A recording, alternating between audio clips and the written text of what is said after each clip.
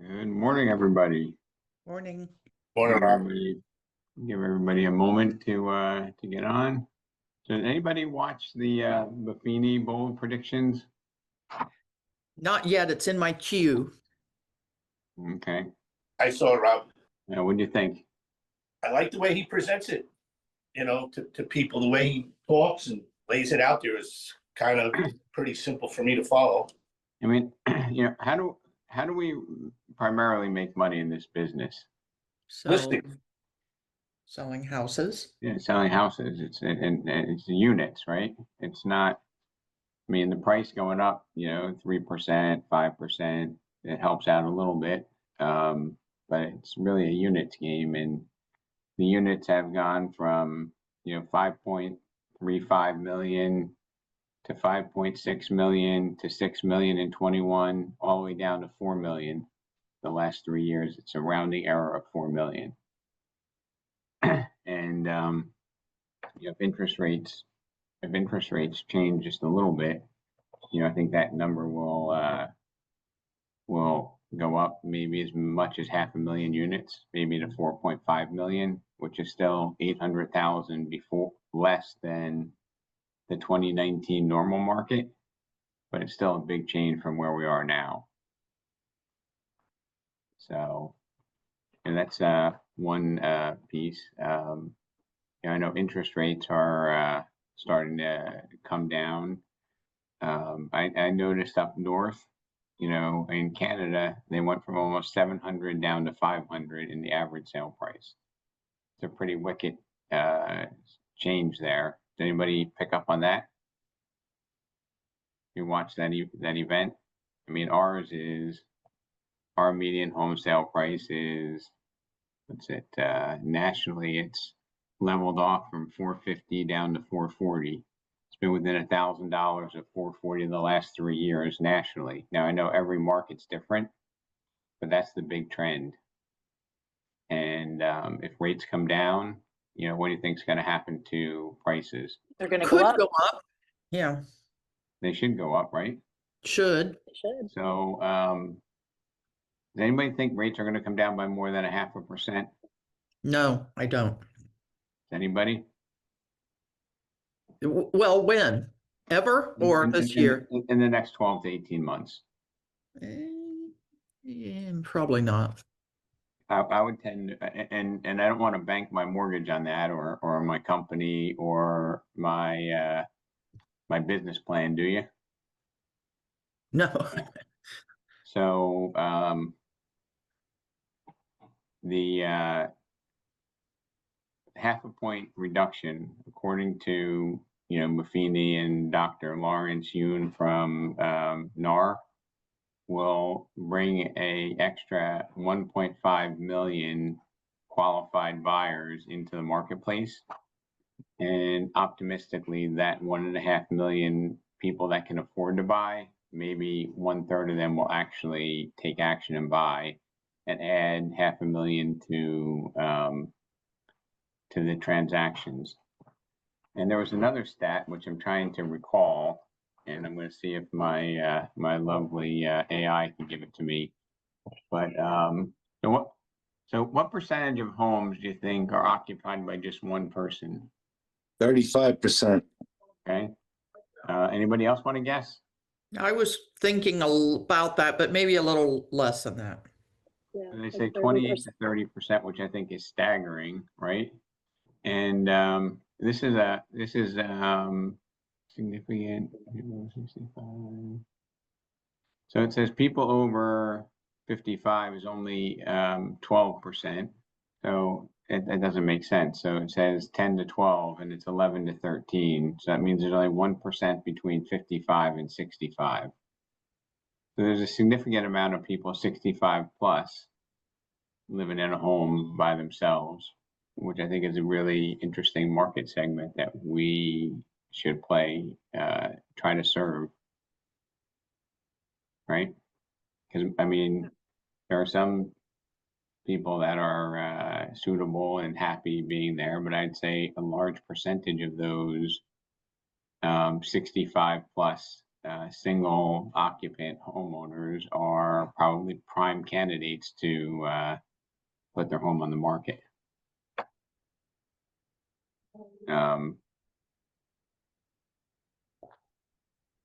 Let's see if there's anything else. So days on market nationally are the same that they were in 2019, 27 days on market. And do you know what the balanced inventory is for what the inventory level is for a balanced market, not favoring buyers or sellers? How many months inventory? I think 6, Rob. 6 is it. So 6 months inventory is a balanced market.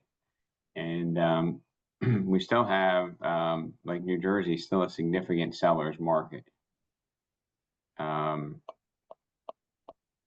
Florida, Texas, some of the Sun Belt states. Surprisingly, I didn't see Arizona there, but I think it's going to be coming to being a buyer's market. Let's see. Yep. So buyer's market, looks like Virginia, Nashville, parts of Georgia, a lot of Florida, guess Louisiana, and I think that's Mississippi that borders in. I'm not that great on geography, and Texas. And strong sellers markets, Northeast, Chicago, and Minneapolis. Very interesting. And I think the hottest one is actually Buffalo for some reason. So what can we do to lean into this and take advantage of it? What do you think? Well, we haven't, well, our agent Jose, when he first came on board, and he wanted to focus on, because he was a young widower, he wanted to focus on older people, and particularly, people who might have lost a spouse. And all his social marketing, everything he does is around that. And he even got an award from Facebook because of his content that he's been posting, or some commendation.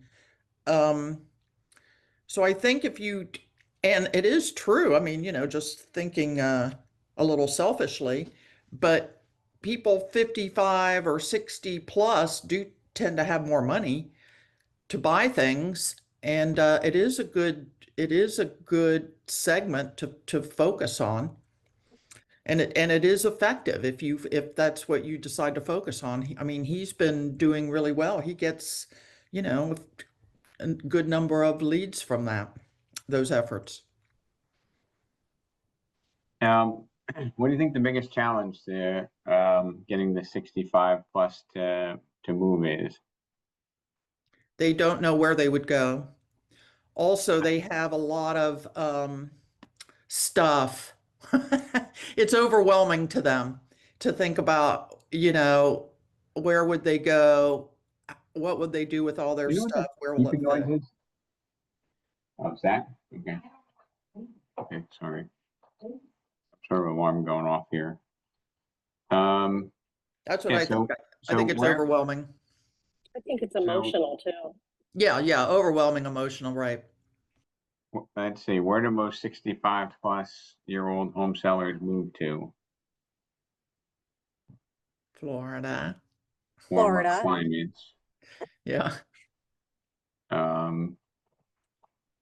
What type Carolinas too. of housing do Yeah. 65-year-old plus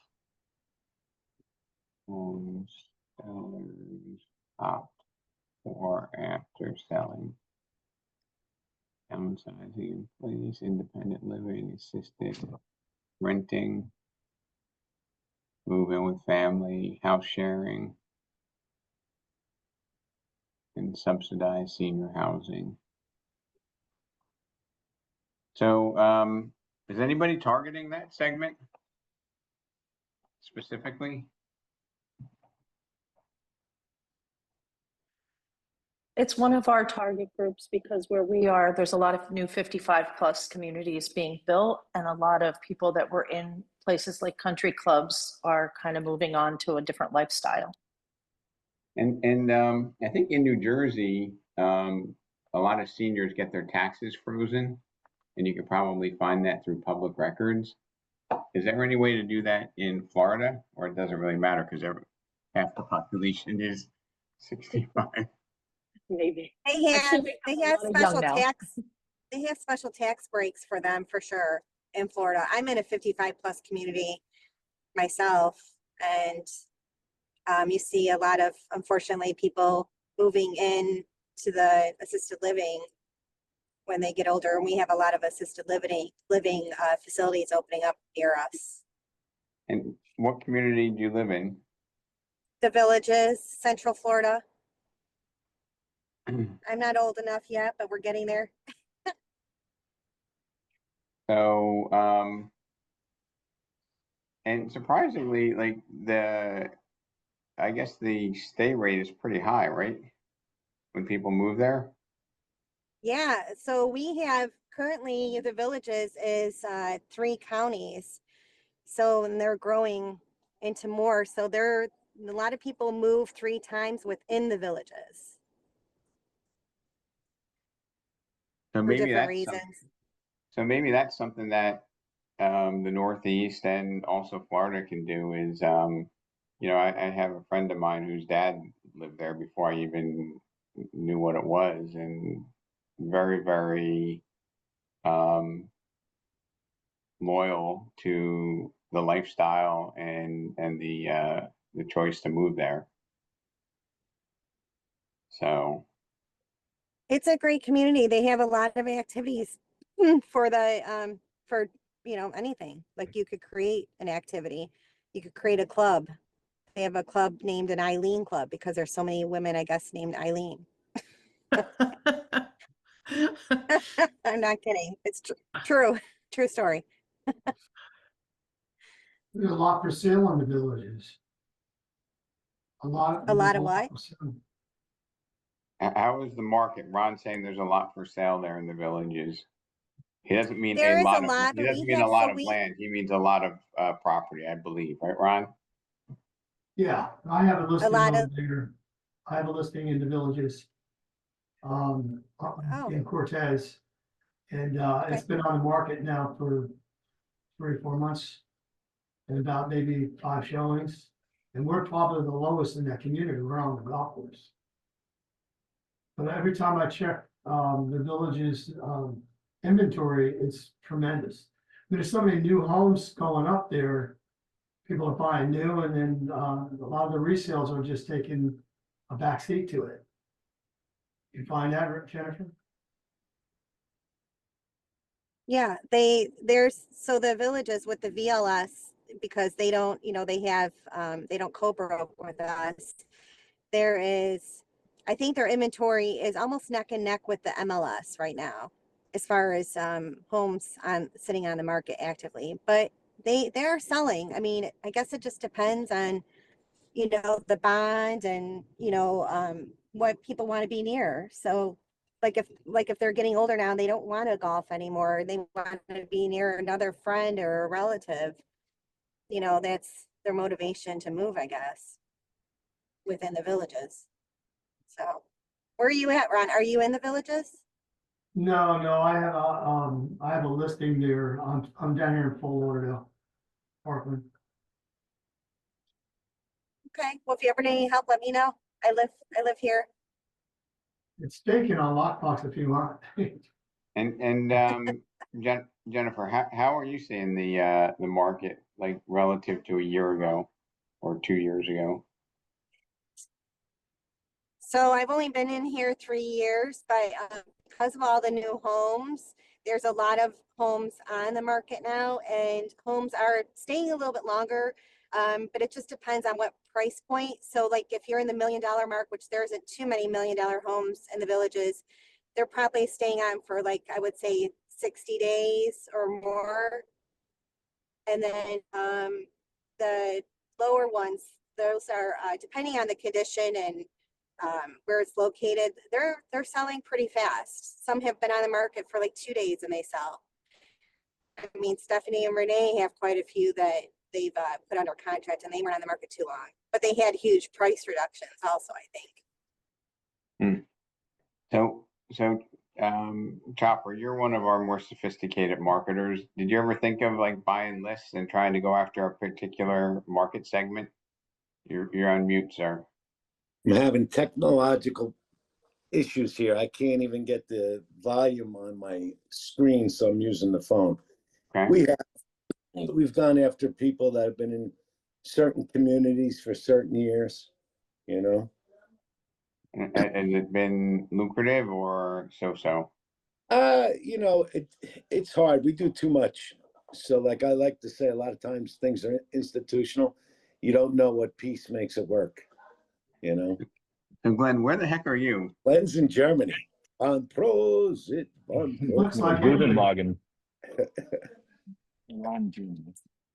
So Glenn, have you target marketed through social or lists? Or That's how we market around all of our listings. So we buy the list for the entire town, put up ads that are directed just to them. I apologize if I'm a little zipping up here.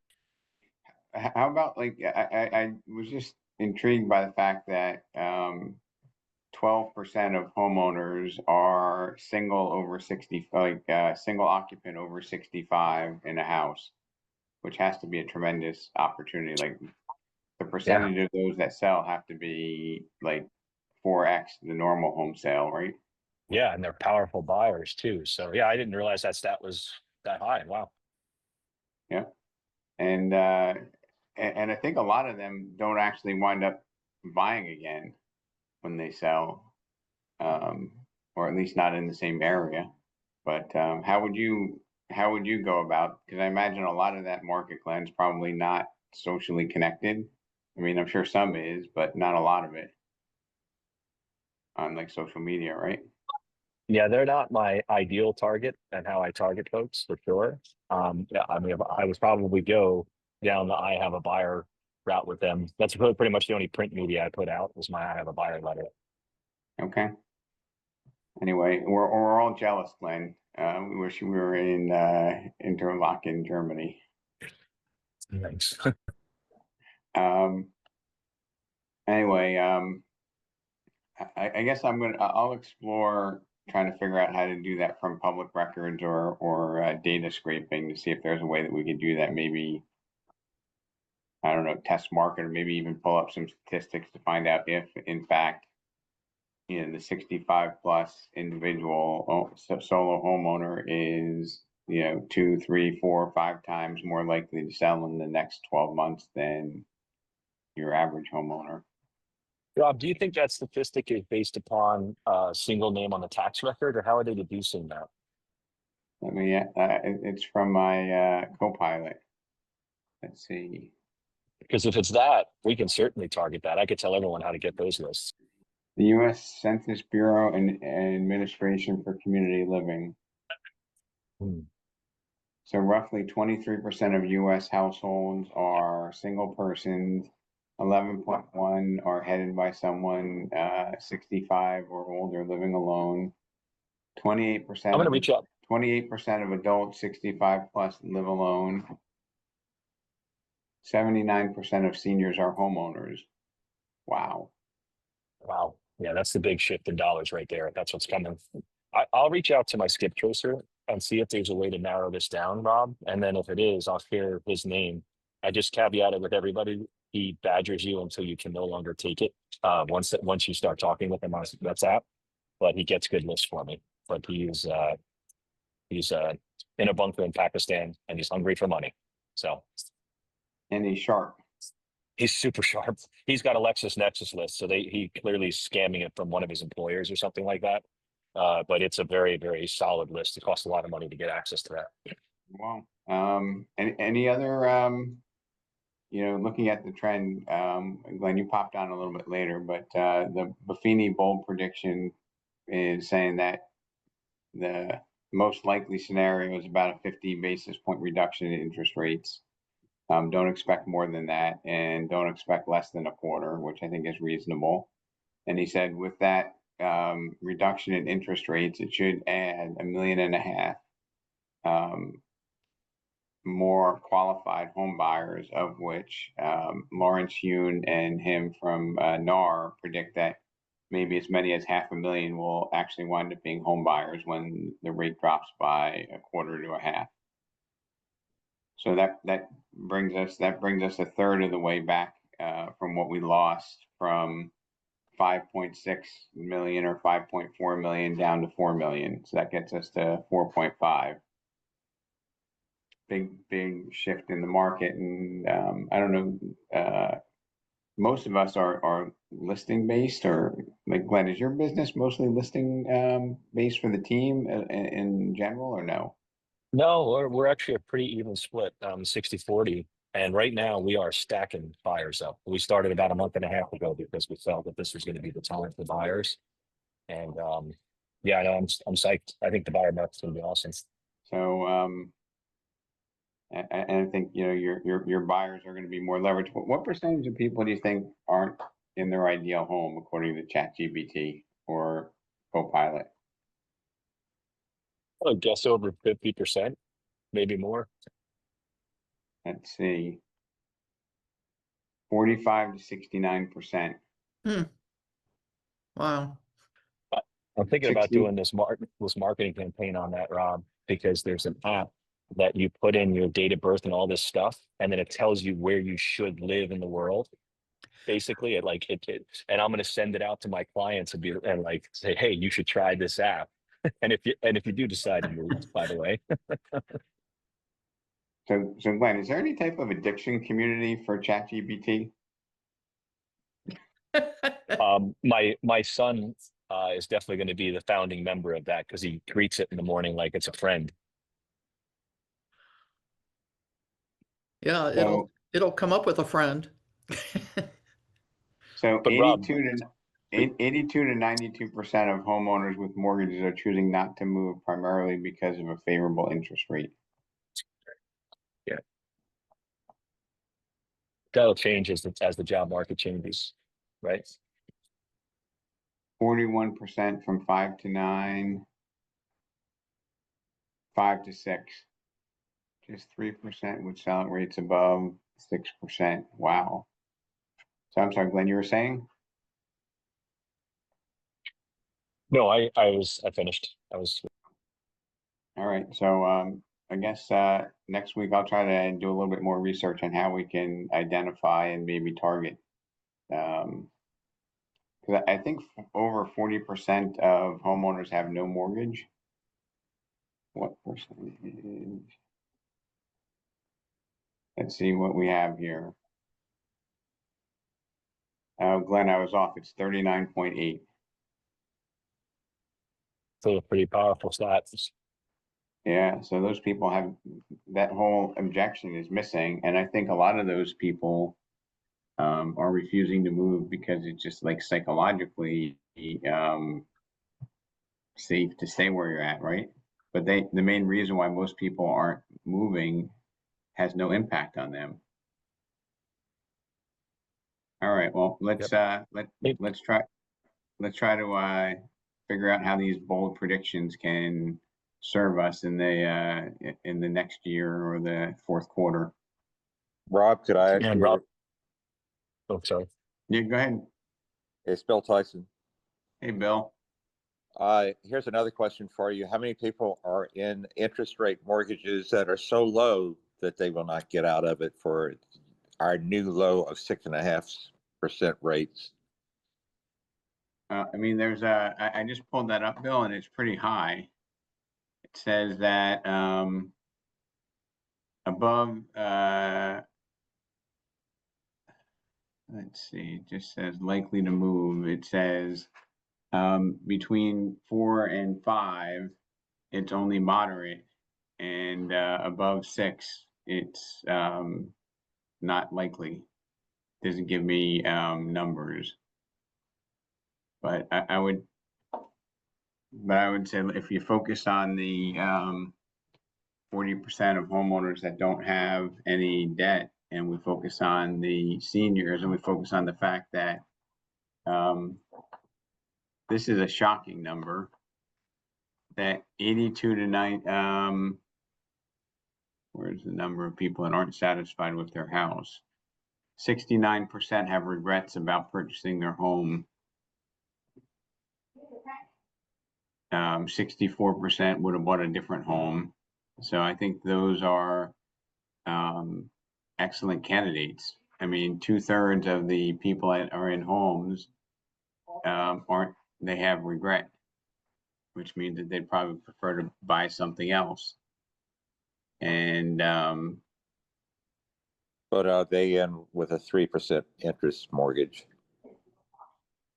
right, I mean, I guess, Bill, what I would say though is that there's also a large segment that I thought it was crazy when interest rates were at 2 and 3% that we had a lot of cash deals. Anybody remember that? Yep. Right there, I mean, there was a ridiculous amount of cash deals because people couldn't invest their money safely anywhere. So I'm just going to pay cash. So those people, if they're not satisfied with the house and they paid cash, now they can take advantage of, the market, in my opinion. So, Oh, I agree, and go for them. I'm just saying that be sure you're going for a market based on all of the data, not just part of it, because all the data includes all those people who are in houses with 3% loans on them, and they're not moving to double their mortgage payment. They're not going to do it. Yeah, I do think though that there is a dynamic that everyone's leaving out of the data, which is consumer debt is at an all-time high. And those folks will eventually meet a tipping point where they're going to need to either refi or sell. And refi meaning cash out refi to pay down their debt with the equity that they've earned on paper. But that is, and you match that with where unemployment is going to be heading. A lot of it, thank God, or don't thank God for AI, because it's going to drive a lot of those numbers. But I think that those two dynamics are very, very powerful dynamics as to why these people with great rates won't be able to stay, because eventually they're going to tap their equity and the bank's going to end, right? Yep. And So foreclosures car repossessions are at an all-time high, right? We're seeing it across everywhere. It just hasn't impacted us directly yet. So maybe we could play the public big data game to improve the percentages of our target. Anyway, and Bill, to your point, a lot of people do have favorable rates, and a lot of people are going to have a lot of resistance, but that's just part of the game. I mean, if some people are intolerably attached to their home because of the rate, then we can't do anything. Agree. Just to make a point on the back end of that, we found a lot of people that would have been cash buyers when the rates were so low. They took out the mortgage because they could leverage, right? It was like free money because they could invest and get much higher rates. Those Right, but people down here are still okay selling because they're going to buy cash. Right, but you probably educated them on that, right? Sure, we spoke. Because I used to see the when we sat with the lenders, in 2020, 22, in that range, like probably 1/3 to 40% of the deals were being done with cash. So there was no financing, which blew my mind. Maybe some of those people took cash out later, but it was like crazy. I'm like, money is free and everybody's paying Right. cash. I don't know if that was just so that they could win the transaction, or they just didn't want to borrow money when there was no place to invest it safely. Maybe. Stay tuned next week. We'll pick up on this, and we'll meld another topic in. So everybody have a great week down in Florida. I'll be down there all week starting tomorrow. So hopefully I get to see you. All right. Bye-bye, everybody. See Have ya. a good Bye. week, everyone. Have fun. Bye-bye. Cheers. Thank you. Bye-bye.